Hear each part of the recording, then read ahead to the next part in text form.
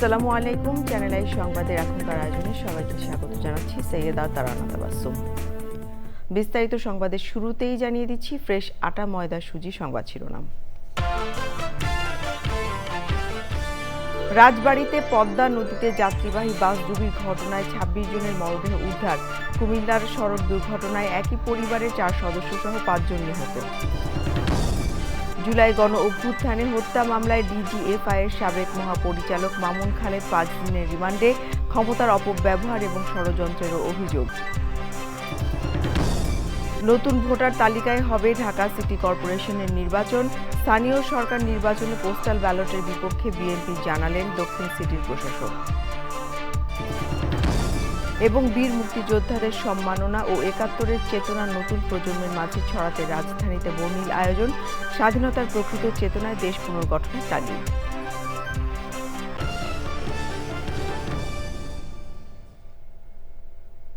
সংবাদ শিরোনামগুলো জানাচ্ছিলাম। এখনকার এই সংবাদ আয়োজন একই সঙ্গে চ্যানেল আইয়ের ইউটিউব চ্যানেলে এবং চ্যানেল আইয়ের ওটিটি প্ল্যাটফর্ম আই স্ক্রিনে লাইভ স্ট্রিম হচ্ছে।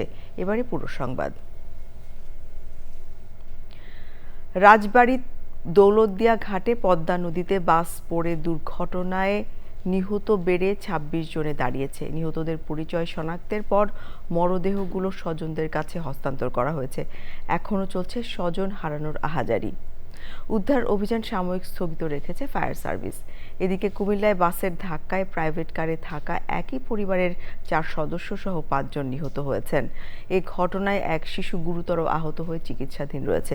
বিস্তারিত সুব্রত গাইনের রিপোর্টে। আনন্দের ঈদযাত্রা যেন পরিণত হলো মৃত্যুর ফাঁদে। রাজবাড়ী ফেরিঘাটে পদ্মা নদীতে বাস পড়ে মর্মান্তিক মৃত্যুর ঘটনায় পুরো দেশ জুড়ে নেমে এসেছে শোকের ছায়া।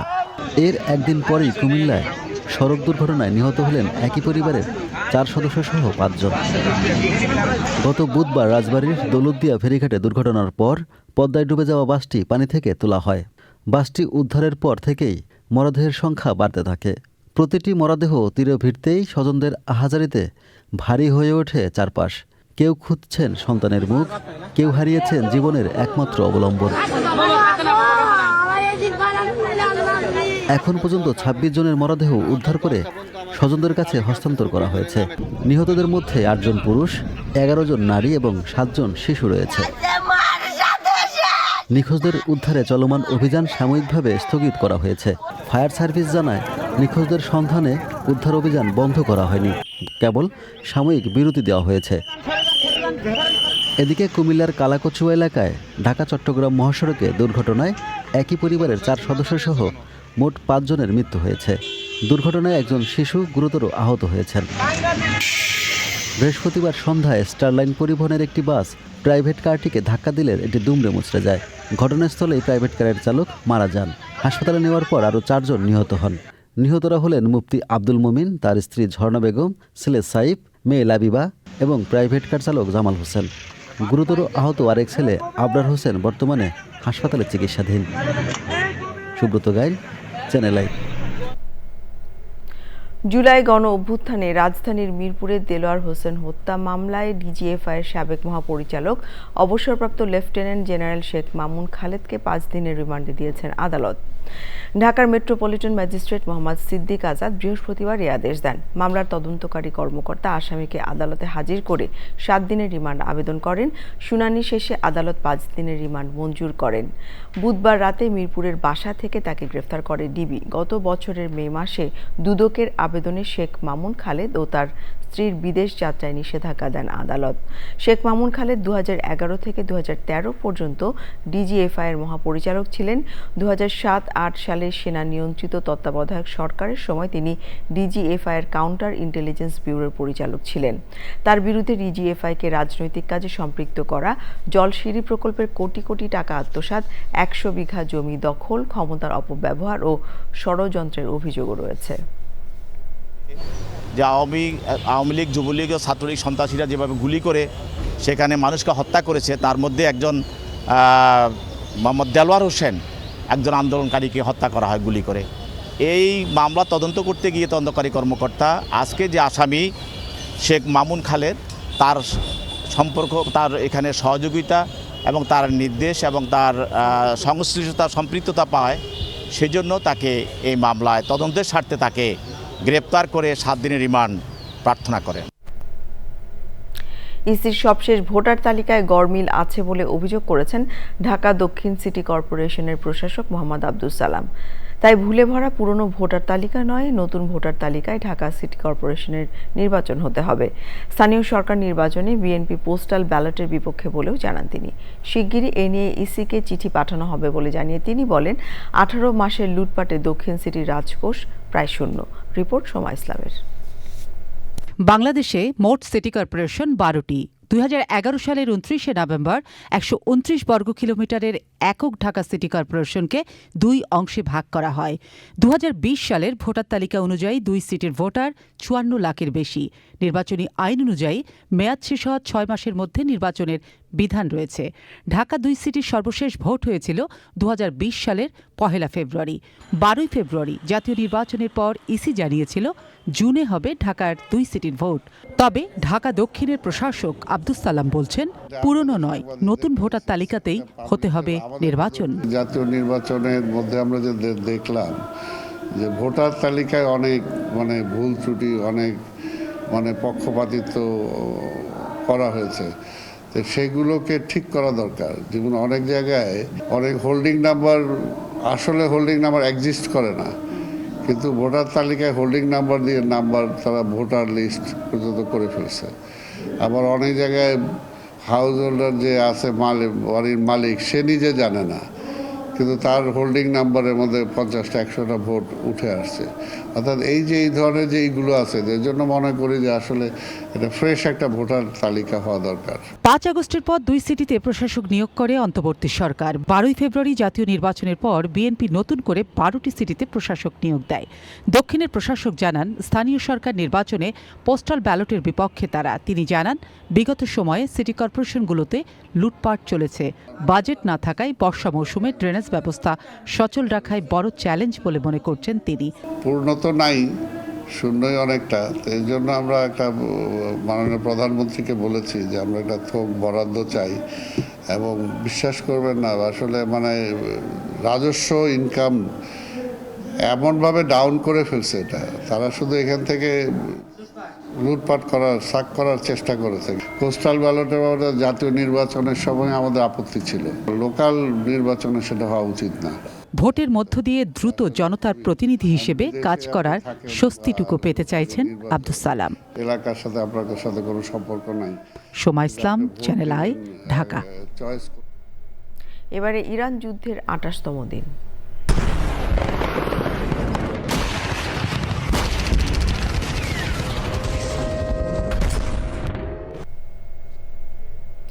মধ্যপ্রাচ্যে যুক্তরাষ্ট্র ইরান উত্তেজনা আরও তীব্র হচ্ছে। শান্তি প্রস্তাব দিলেও কঠোর হুঁশিয়ারি দিয়েছেন মার্কিন প্রেসিডেন্ট ডোনাল্ড ট্রাম্প। এই প্রস্তাব নিয়ে নিজেদের অবস্থান স্পষ্ট করেছে তেহরান। এদিকে ইসরায়েল ও যুক্তরাষ্ট্রের বিপক্ষে যুদ্ধ করতে প্রস্তুত বলে জানিয়েছে ইয়েমেনের সশস্ত্র গোষ্ঠী হুতি। চলমান সংঘাতে বাড়ছে হতাহতের সংখ্যা, ছড়িয়ে পড়ছে আঞ্চলিক অস্থিরতা। বিস্তারিত সুব্রত গায়নের রিপোর্টে। শান্তি প্রস্তাব ও তা প্রত্যাখ্যান আর হুমকির মধ্যেই চলছে হামলা পাল্টা হামলা।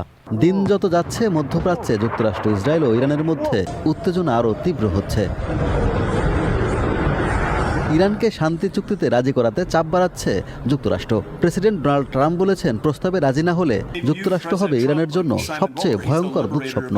একই সঙ্গে দাবি করেছেন, তেহরানি নাকি আলোচনার জন্য আগ্রহ দেখাচ্ছে। এমনকি মার্কিন বিশেষ দূত স্টেভ উইটকফ জানিয়েছেন, ইতিমধ্যে ইরানের কাছে 15 দফা শান্তি প্রস্তাব পাঠানো হয়েছে।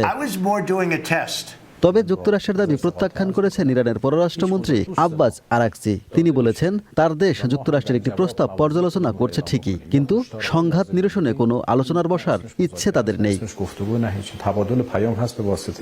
শান্তি প্রস্তাব ইস্যুর মধ্যে ইসরায়েলের পারমাণবিক স্থাপনা লক্ষ্য করে হামলা চালানোর দাবি করেছে ইরানের ইসলামী বিপ্লবী গার্ড বাহিনী। তারা বলছে, যুক্তরাষ্ট্র ও ইসরায়েলের বিরুদ্ধে তাদের অভিযানের 82তম ধাপ শুরু হয়েছে। এ অভিযানে বিপুল পরিমাণ ড্রোন ও ক্ষেপণাস্ত্র ব্যবহার করা হচ্ছে। পাল্টা ইসরায়েলের দাবি, তারা ইরানের নৌবাহিনীর শীর্ষ কমান্ডারকে হত্যা করেছে, যিনি হরমুজ অবরোধ তদারকি করছিলেন। যদিও এ বিষয়ে আনুষ্ঠানিক কিছু জানায়নি তেহরান। একই সঙ্গে লেবাননে ইসরায়েলি হামলা অব্যাহত রয়েছে। হামলায় দেশটিতে নিহতের সংখ্যা 1000 ছাড়িয়েছে। বাস্তুচ্যুত হয়েছেন লক্ষাধিক মানুষ। এদিকে ইরানের পক্ষ হয়ে যুক্তরাষ্ট্র ও ইসরায়েলের বিরুদ্ধে যুদ্ধ শুরু করতে প্রস্তুত বলে জানিয়েছে ইয়েমেনের সশস্ত্র গোষ্ঠী হুতি। প্রয়োজন হলে যে কোনো সময় যুদ্ধ শুরু করার সামরিক প্রস্তুতিও রয়েছে বলে জানিয়েছে এই গোষ্ঠীটি। بكل ثقة بالله سبحانه وتعالى وتوكل عليه كما في الجولات السابقة। চলমান যুদ্ধ বন্ধে যুক্তরাষ্ট্র ও ইরানের মধ্যে মধ্যস্থতার চেষ্টা চালিয়ে যাচ্ছে পাকিস্তান। দেশটির পররাষ্ট্রমন্ত্রী ইসহাক দার এ কথা জানিয়েছেন। In what paradigm you bracket our role? এই প্রক্রিয়ায় তুরস্ক, মিশর সহ আরও কয়েকটি দেশও যুক্ত রয়েছে। Subrata Gain, channel I. এবারে অন্যান্য সংবাদ। মহান স্বাধীনতা দিবস এবং জাতীয় দিবস উপলক্ষে বৃহস্পতিবার সন্ধ্যায় বঙ্গভবনে রাষ্ট্রপতি মোহাম্মদ শাহাবুদ্দিনের সঙ্গে সৌজন্য সাক্ষাৎ করেছেন প্রধানমন্ত্রী তারেক রহমান। প্রধানমন্ত্রী হিসেবে দায়িত্ব গ্রহণের পর বঙ্গভবনে এটাই তাদের মধ্যে প্রথম সাক্ষাৎ। প্রধানমন্ত্রী তারেক রহমান এবং তার মেয়ে ব্যারিস্টার জাইমা রহমানকে স্বাগত জানান রাষ্ট্রপতি ও তার সহধর্মিণী ডক্টর রেবেকা সুলতানা। সে সময় তারা কুশল বিনিময় করেন এবং স্বাধীনতা দিবসের কর্মসূচি নিয়ে বিস্তারিত আলোচনা করেন। স্বাধীনতা দিবসের কার্যক্রম সফলভাবে সম্পন্ন হওয়ায় দুজনই সন্তোষ প্রকাশ করেন। প্রধানমন্ত্রী তারেক রহমান এ সময় কৈশোরে তার বঙ্গভবনে আগমনের কথা স্মরণ করে বিভিন্ন স্মৃতিচারণ করেন। জাতীয় সংসদের deputy speaker barrister Kaiser Kamal, রাষ্ট্রপতি ও প্রধানমন্ত্রীর কার্যালয়ের উচ্চপদস্থ কর্মকর্তারা এই সময় ছিলেন। স্বাধীনতার ৫৫ বছরে জাতির শ্রেষ্ঠ সন্তান বীর মুক্তিযোদ্ধাদের সম্মাননা জানাতে ও একাত্তরের চেতনা নতুন প্রজন্মের মাঝে ছড়িয়ে দিতে বর্ণিল আয়োজনে মুখরিত হয়েছে রাজধানীর রেসিডেন্সিয়াল মডেল কলেজ প্রাঙ্গণ।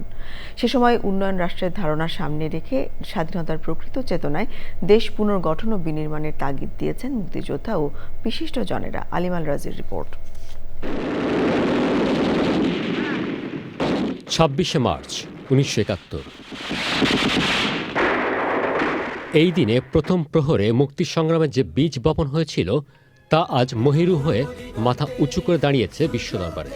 বিজয়ের গৌরব বুকে নিয়ে দিনটি উদযাপন হয়েছে বিনম্র শ্রদ্ধা আর অসীম ভালোবাসায়।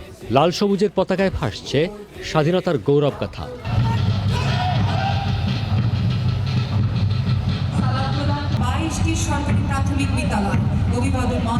স্বাধীনতা দিবসকে যথাযথ মর্যাদা, ভাবগাম্ভীর্য ও উৎসবমুখর পরিবেশে উদযাপনে ঢাকা জেলা প্রশাসনের বর্ণিল আয়োজন।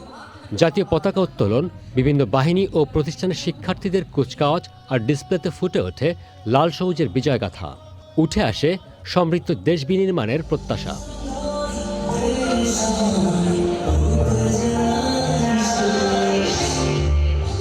স্বাধীনতার ৫৫ বছরেও দেশের কাঙ্ক্ষিত অগ্রগতি নিশ্চিত না হয় আক্ষেপ জানিয়েছেন বীর মুক্তিযোদ্ধারা।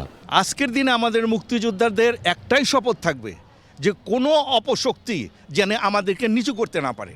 মানুষের মধ্যে কোনো ভেদাভেদ থাকবে না, সবাই আমরা মানবিক দেশ বানাতে চাই। এখানে হিন্দু, মুসলিম, খ্রিস্টান, বৌদ্ধ যত সম্প্রদায় আছে সব এক হয়ে বাস করতে চাই। স্বাধীনতার যে বিপক্ষ শক্তি এরা এখনও বিরাজমান এবং সাংঘাতিকভাবে একটা জিনিস খেয়াল করেন যে সেদিন জাতীয় সংসদে আমাদের জাতীয় সঙ্গীত বাজলো, ওরা সব বসে ছিল আর কি। অনেকাংশে সরকার হয়তো পরিবর্তন হবে, কিন্তু দেশ তো পরিবর্তন হওয়ার কথা না। কিন্তু দেশের মূলনীতি যদি পরিবর্তন হয়ে যায়, আমরা মুক্তিযুদ্ধ হিসাবে আমরা তখনই ব্যথা পাই, তখনই আমাদের দুঃখ যে আমরা কি চেয়েছিলাম কি হলো। নির্ধারিত আয়োজনে জাতির সূর্য সন্তান বীর মুক্তিযোদ্ধা ও শহীদ পরিবারবর্গকে সংবর্ধনা দেওয়ার মাধ্যমে উঠে আসে তাদের প্রতি জাতির রক্তের ঋণ ও বীরত্বগাথা। আমরা বাংলাদেশকে অর্জন করেছি অনেক রক্তের বিনিময়ে। আমরা বাংলাদেশকে যেখানে দেখতে চেয়েছিলাম সেখানে কিন্তু আমরা এখনও পৌঁছতে পারিনি। আমাদের কিন্তু এই দেশটাকে ভালো রাখতে হলে, এই দেশটাকে এগিয়ে নিয়ে যেতে হলে মুক্তিযুদ্ধের ইতিহাস, বাংলাদেশের ইতিহাস, সত্যিকারের ইতিহাসকে কিন্তু তুলে ধরতে হবে এবং আমাদের স্বাধীনতাকে নিয়ে, আমাদের মুক্তিযুদ্ধ নিয়ে যেভাবে অবজ্ঞা করা হচ্ছে সেটাকে কিন্তু আমাদের রুখতে হবে।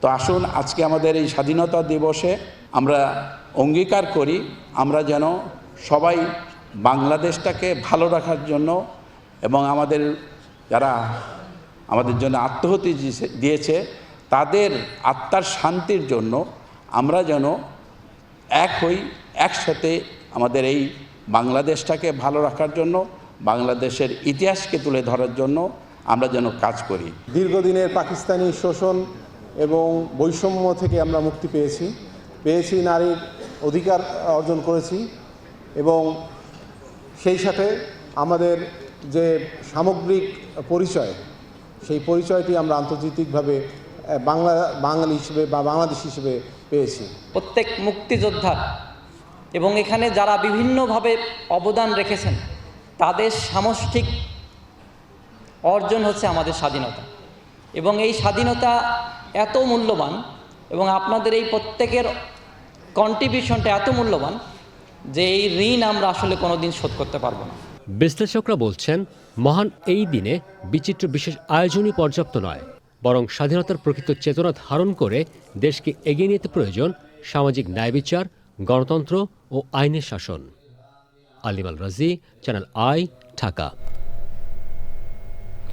জাতীয় নাগরিক পার্টি এনসিপির মুখপাত্র আসিফ মাহমুদ সজীব ভুঁইয়া বলেছেন, কাঙ্ক্ষিত সংস্কার ও জুলাই সনদ বাস্তবায়ন করলে এনসিপি সরকারকে সহযোগিতা করবে। সেটি করা না হলে জনগণকে সাথে নিয়ে বাংলাদেশের ভবিষ্যৎ নির্ধারণ করা হবে বলেও মন্তব্য করেন তিনি। এনসিপির আয়োজনে স্বাধীনতা দিবস উপলক্ষে আলোচনা সভায় বক্তৃতা এসব কথা বলেন তিনি। বলেন, বিএনপিকে পেছন থেকে কারা চালাচ্ছে সেটা স্পষ্ট বোঝা যাচ্ছে না। আলোচনায় এনসিপির যুগ্ম আহ্বায়ক সারোয়ার তুষার সহ অন্যরা বক্তৃতা করেন। আমরা আপনাদেরকে সহযোগিতা করতে চাই, সেটার জন্য প্ল্যাটফর্মটা আপনাদের তৈরি করতে হবে। আপনারা যদি জুলাই সনদের প্রতি গুডউইলটা দেখে সেটা বাস্তবায়নের মাধ্যমে এবং যে কমিটমেন্টগুলো আপনারা আমাদেরকে করেছিলেন, জাতিকে করেছিলেন, সেগুলো বাস্তবায়নের মাধ্যমে সামনের দিকে এগিয়ে যান, আমরা অবশ্যই আপনাদেরকে সহযোগিতা করবো। আর যদি না করেন তাহলে আমাদেরকে জনতার কাতারে ফিরে যেতে হবে এবং জনতাকে সাথে নিয়ে বাংলাদেশের ভবিষ্যৎ নির্ধারণ করতে হবে। সম্প্রচারে আমূল পরিবর্তন নিয়ে 18তম বছরে পা দিয়েছে স্যাটেলাইট টেলিভিশন দেশ টিভি। দর্শকদের আস্থা আর ভালোবাসায় গৌরবের সাথে 17 বছর পার করেছে দর্শক নন্দিত টেলিভিশন দেশ টিভি। বিস্তারিত জাকিয়া আক্তারের রিপোর্টে। 2009 সালের 26শে মার্চ আনুষ্ঠানিকভাবে যাত্রা শুরু করে বাংলাদেশের অন্যতম স্যাটেলাইট টেলিভিশন দেশ টিভি। এরপর নানা চড়াই উতরাই পেরিয়ে 18 বছরে পদার্পণ করেছে দেশ ও জনগণের কথা বলা এই গণমাধ্যমটি। প্রতিষ্ঠাবার্ষিকী উপলক্ষে দেশ টিভি দেশ বিদেশের দর্শক, শুভাকাঙ্ক্ষী ও শুভানুধ্যায়ীদের জন্য কাঙ্ক্ষিত এই দিনটিকে ঘিরে রেখেছে নানা পরিকল্পনা। প্রতিষ্ঠা বার্ষিকী উপলক্ষে দেশ টিভি দেশ বিদেশের দর্শক, শুভাকাঙ্ক্ষী ও শুভানুধ্যায়ীদের জন্য কাঙ্ক্ষিত এই দিনটি ঘিরে রেখেছে নানা পরিকল্পনা। আগামী দিনে বস্তুনিষ্ঠ সংবাদ, সংবাদের বিশ্লেষণ ও সংবাদ ভিত্তিক নানা আয়োজন নিয়ে দর্শক চাহিদা মেটানোর প্রতিশ্রুতি দেশ টিভির। আগামী দিনে আমরা এই জিনিসটাই গুরুত্ব দিচ্ছি, সেটি হচ্ছে সারা দেশের সমস্যাকে মানুষের সামনে যে একযোগে নিয়ে আসা। আমি চাই দেশ টিভি দেশের কথা বলুক, সত্য কথা বলুক এবং অনেক দায়িত্বের সাথে খুব স্পষ্ট একটা সুন্দর টিভি চ্যানেল হোক। দেশ টিভির সময়ের পরিক্রমায় দেশের গণমাধ্যমের দিকপাল হয়ে উঠবে বলে প্রত্যাশা করেন দেশ টিভি পরিবার। Zakia Akter, channel I, Dhaka. এবারে কৃষি সংবাদ।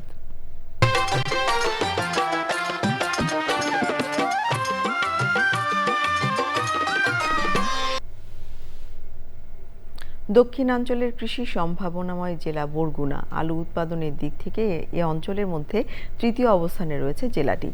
চলতি মৌসুমে আলুর ভালো ফলন হলেও হিমাগার না থাকায় চরম সংকটে পড়েছেন কৃষক। বরগুনা থেকে রাসেল মাহমুদের তথ্য ও ভিডিও চিত্রে আল মুকসিদের রিপোর্ট। বরগুনায় আলুর ভালো ফলন হলেও সংরক্ষণ ব্যবস্থাপনার অভাবে কাঙ্ক্ষিত লাভ পাওয়া নিয়ে শঙ্কায় রয়েছে চাষিরা। উৎপাদন ব্যয় বেড়ে যাওয়ায় লাভের বদলে লোকসানের আশঙ্কাই বেশি দেখছেন তারা। জেলায় কোনো হিমাগার না থাকায় বীজ আলু সংরক্ষণ করাও সম্ভব হচ্ছে না অনেক কৃষকের পক্ষে। বাধ্য হয়ে কম দামে আলু বিক্রি করতে হচ্ছে। আলু অনেক পরিমাণ ভালো হয়েছে, আমাদের কৃষকরা আর কি আলু দেখে অনেক খুশি, কিন্তু আমরা দাম পাইতেছি না। এখন তো আলুগুলা উড়াইয়া আমাদের বিক্রি দিয়ে দিতে হয়, রাখবার কোনো স্থান নাই। কৃষকের অভিযোগ, সার, বীজ, শ্রমিক ও কীটনাশকের খরচ বেড়েছে কয়েক গুণ। অন্যদিকে সংরক্ষণ ব্যবস্থাপনা না থাকায় উৎপাদিত আলুর ন্যায্য মূল্য পাওয়া নিয়েও উদ্বেগ রয়েছে তাদের। আমাকে রাখার জায়গা নাই, না রাখার কারণে আমরা ন্যায্য মূল্য দামটা পাইতেছি না। তো আমরা সরকারকে চাই যে আমাকে একটা রাখার মতন একটা কোলেস্টার করে দেয় জন এলাকায়। পাথরঘাটা একটা কোলেস্টার আছে, ওইটা যদি চালু থাকে আমরা অনেক ফলন বৃদ্ধি হয়েছে। কোলেস্টারে রাখলে আমরা অনেক লাভবান হইতাম। কৃষকের সংরক্ষণ সংকট নিরসনে হিমাগার নির্মাণের উদ্যোগ নেওয়া হয়েছে বলে জানিয়েছে কৃষি বিভাগ। বরগুনায় পাথরঘাটা উপজেলায় সবচেয়ে বেশি আলু আবাদ হয়, সেখানে একটা হিমাগার নির্মাণের জন্য আমরা ঊর্ধ্বতন কর্তৃপক্ষের সাথে যোগাযোগ রাখছি। আমরা আশা করি যে এখানে একটা যদি কোল্ড স্টোরেজ অর্থাৎ হিমাগার যদি ওখানে নির্মিত হয় তাহলে কৃষকরা আলুর ন্যায্য দামটা পাবে। কৃষি বিভাগের তথ্য মতে চলতি বছর বরগুনা জেলায় আলুর উৎপাদনের লক্ষ্যমাত্রা ধরা হয়েছে 23,625 metric ton. Al Muksid, channel I. এবারে প্রকৃতি সংবাদ।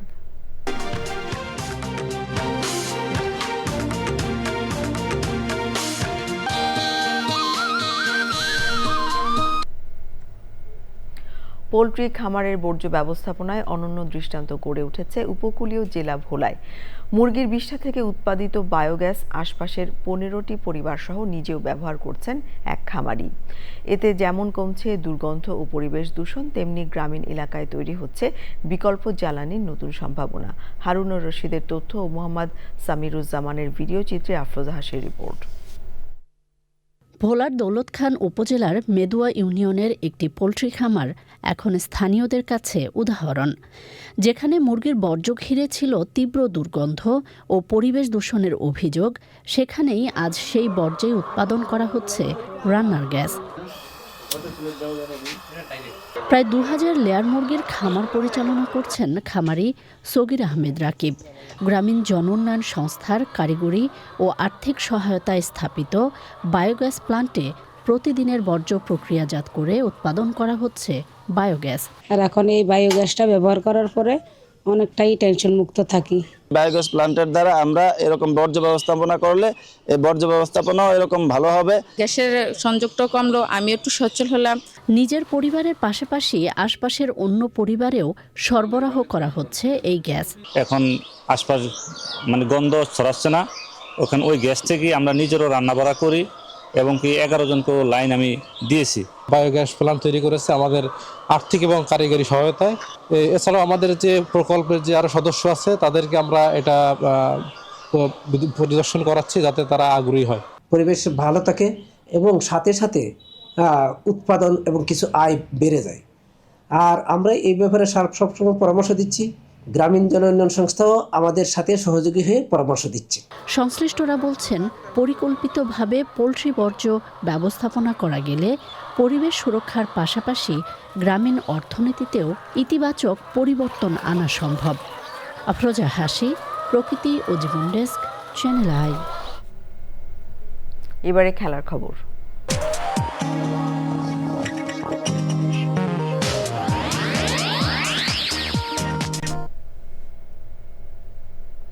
মহান স্বাধীনতা ও জাতীয় দিবস উপলক্ষে বাংলাদেশ ফুটবল ফেডারেশন আয়োজিত প্রীতি ফুটবল ম্যাচের উদ্বোধন করেন প্রধানমন্ত্রী তারেক রহমান।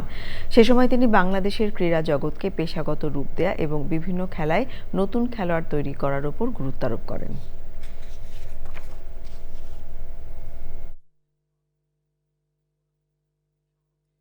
আজকের এই স্বাধীনতা দিবসের আন্তরিক অভিনন্দন এবং শুভেচ্ছা জানাই।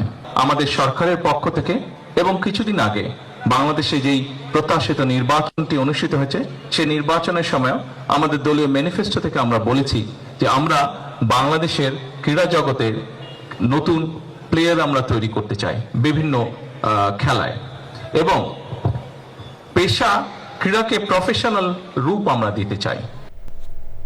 সংবাদ শেষ করব, তবে যাবার আগে ফ্রেশ আটা, ময়দা, সুজি সংবাদ শিরোনামগুলো জানিয়ে দিচ্ছি আরও একবার। রাজবাড়ীতে পদ্মা নদীতে যাত্রীবাহী বাসডুবির ঘটনায় 26 জনের মরদেহ উদ্ধার। কুমিল্লায় সড়ক দুর্ঘটনায় একই পরিবারের 4 সদস্য সহ 5 জন নিহত।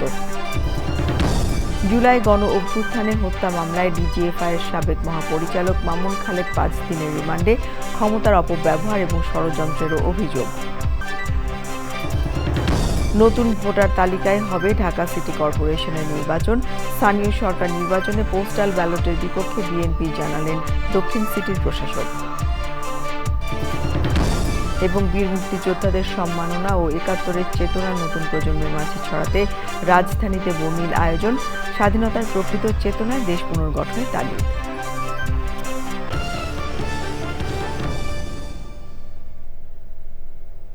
চ্যানেল আই সর্বশেষ সংবাদ জানতে ভিজিট করুন channelionline.com-এ।